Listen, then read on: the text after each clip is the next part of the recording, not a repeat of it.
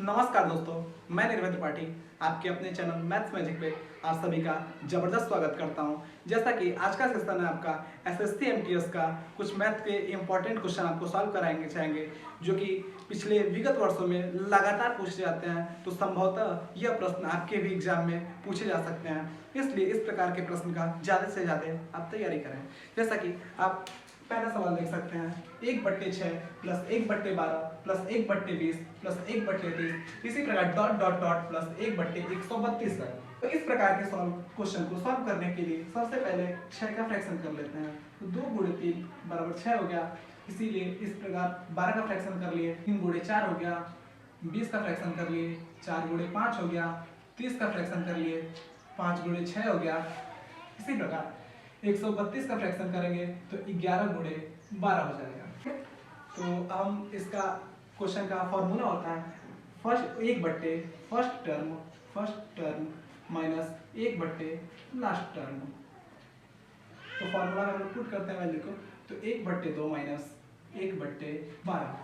अब 12 और 2 का एलसीएम ले लेंगे तो 12 ही आएगा, और 2 का 12 पे डिवाइड करेंगे तो 6 हो गया, यहाँ पे माइनस, यहाँ पे 12 में 12 का डिवाइड करेंगे तो 1 आएगा।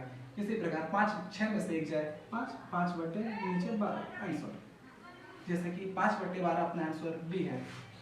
तो अब अगले प्रश्न की तरफ चलते हैं। एक विद्यार्थी एक संख्या को 3/5 के बजाय 7/4 से गुणा करता है, तो गणना में प्रतिशत त्रुटि क्या कर रहे हैं। देखिए एक बच्चा है जिसको 3/5 से गुणा करना होता है, 3/5 के बजाय वो 7/4 से गुणा कर लेता है, ठीक है। तो इसमें सबसे पहले क्या करते हैं, 5 और 4 का एलसीएम ले लेते हैं। तो 5 और 4 का एलसीएम 20 हो जाएगा, ठीक है। तो 20 से अब दोनों संख्याओं को आपस में गुणा करना होता है। तो 3/5 का गुणा हम 20 में करेंगे तो ये 5 से 20 कट जाएगा 4 बार में, और 4 3 12, यानी कि वो वास्तविक संख्या 12 है। 12 से इसको गुणा करना था, बल्कि वो 7/5 ही है। तो 7/5 को 20 से गुणा करते हैं, तो यहाँ से 5 5 7 35। इसमें डिफरेंस कितना का है, 12 से उसको गुणा करना था, उसने 35 से गुणा कर दिया, फिर डिफरेंस आ गया 23 का, ठीक। जैसे कि 35 में से आप 12 घटाएंगे तो 23 आ जाएगा। तो 23 का डिफरेंस आया, तो ऐसा ही हम लोग आके इसका रूल क्या होता है, यदि 23 का डिफरेंस आ रहा है तो 23/12 × 100। ये हम 2 से काटते हैं, 2 × 6 = 12, और ये 50 हो गया। फिर 2 से काटते हैं तो 3 बार में, और ये 25 बार में, ठीक है। तो 25 × 23/3, 25 यहाँ 75 के 5 हासिल 7, हासिल यहाँ पे 7 लिख लिए। फिर 25 × 50 और 50 7 57, 575 डिवाइड बाई 3। यदि हम लोग 3 से भाग दे रहे हैं तो 3 एकन्ने 3, फिर 2 बच गया, और फिर 7, 2 और 7 से यानी कि 27 हो गया। तो 3 9 27, ये भी कट गया। फिर 3 से 5 को काटेंगे तो 3 एकन्ने 3, 2 बच गया, तो यहाँ पे 2 लिख दिए, और नीचे 3 से हम डिवाइड कर रहे हैं तो यहाँ पे नीचे 3 लिख दिए। तो अपना आंसर आ गया 191 सही 2/3। जैसा कि आपने ऑप्शन में देख सकते हैं, ऑप्शन नंबर डी 191 सही 2/3%। जैसे कि अगला क्वेश्चन है अपना, भिन्न में बदलिए 0.3777 डॉट डॉट डॉट। इसको हम लोग ऐसे लिख सकते हैं, 0.37 का बार यानी कि जो संख्या बार बार रिपीट होती है उसको बार में प्रोड्यूस करते हैं। तो इसको हम लोग सॉल्व करने के लिए बहुत ही आसान तरीका होता है, 37 माइनस 3/90।